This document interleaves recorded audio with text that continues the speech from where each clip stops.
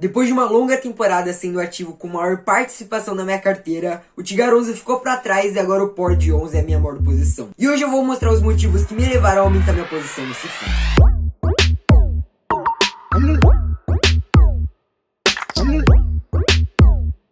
O Pord 11 é um fundo que eu já tenho há algum tempo na minha carteira e ele é aquele FII discreto. Ele faz aquilo que se propõe a fazer de forma eficiente. Ele não vai pagar dividendos astronômicos, mas vai pagar sempre acima da inflação.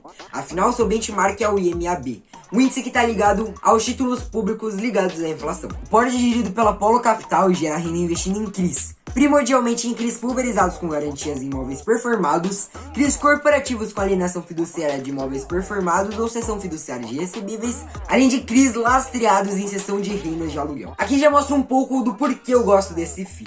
Ele é um fundo que elimina o risco da obra. Afinal, o lastro do CRI, ou seja, o imóvel que garante a dívida já está performado. E como ele tem como garantia a alienação fiduciária, caso ocorra algum problema, ele pode ir lá e simplesmente tomar o imóvel. Quando o lastro do CRI são imóveis que ainda estão em construção, você tem um problema um pouco maior. Porque caso haja algum problema, você não vai simplesmente tomar esse imóvel e vender. Você vai ter que também construir para só depois vender. No final de junho encerrou-se a terceira emissão de cotas, onde eles conseguiram captar 169 milhões de reais. Sendo que 60 milhões de reais eles já vão investir agora em julho e 105 milhões eles vão investir em agosto. Essa alocação rápida é importante para que eles consigam voltar a distribuir bons rendimentos, porque é normal uma queda nos dividendos depois de uma emissão. Nessa tabelinha abaixo a gente vê quais são as taxas dos CRIs que eles colocaram ou vão colocar na carteira. A maior parte fica em IPCA, mais um cupom de 7 e poucos por cento. No demonstrativo de resultados a gente vê que dos 3,3 milhões de receitas, 2,2 milhões são dos juros dos CRIs, 902 mil são ganhos de capital de um FII e 220 mil são outros ganhos. Na composição da carteira a gente vê o caixa com 41%, mas esse valor é referente ao fechamento de julho. Mas como vimos agora há pouco, esse caixa vai ser praticamente zerado ao final de agosto. De qualquer forma, no final de julho tinham 27% em CRIs corporativos, 20% em CRIs pulverizados, 4% em debêntures, que são as dívidas de empresas privadas, e 8% em FIIs. Não temos cotas subordinadas ou mezaninos, sendo 65% cotas únicas e 35% cota C. Agora eu vou explicar o que é subordinação. Se você já sabe o que esse termo significa, pula exatamente 1 minuto pra frente desse vídeo e você vai chegar na parte dos dados sobre o Pord 11. Subordinação é a preferência no recebimento dos pagamentos. O CRI pode ser emitido em cota única, ou seja, todas as cotas vão receber sem preferência, ou também pode ser emitido com uma divisão entre cotas, tendo uma preferência no recebimento.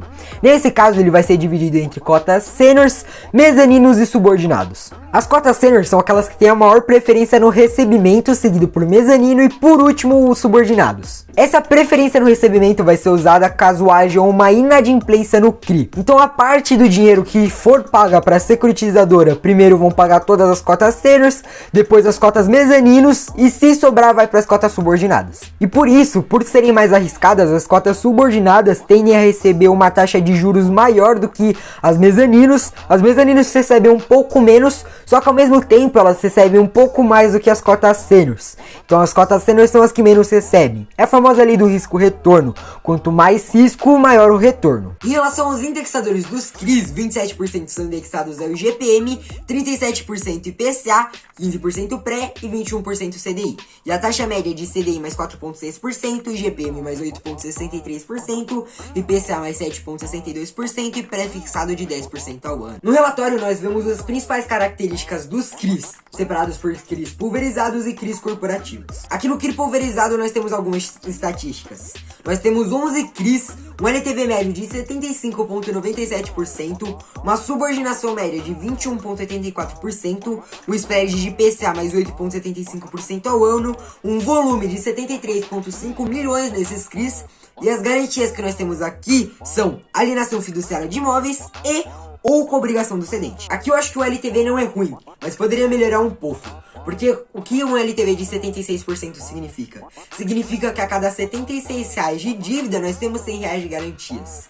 Como eu disse antes, isso tá longe de ser ruim, mas também uma folguinha mais sempre é bem-vinda. Em compensação nós temos um spread médio excelente. Aqui o spread é de IPCA mais 8,35% ao ano. Já nos CRIs corporativos nós temos 11 CRIs, um LTV médio de 52,98%, um spread de IPCA mais 8,07% ao ano, um volume de 97 milhões e 100 mil reais, uma amortização de PMTs mensais, e as garantias que nós temos aqui são mais robustas. Nós temos alienação fiduciária de imóveis, cessão fiduciária de aluguéis e ou receitas alienação fiduciária de ações, aval da holding acionistas. E aqui nós temos um LTV que eu não tenho o que reclamar. É realmente excelente. Um LTV de 53%, como eu disse, é muito bom.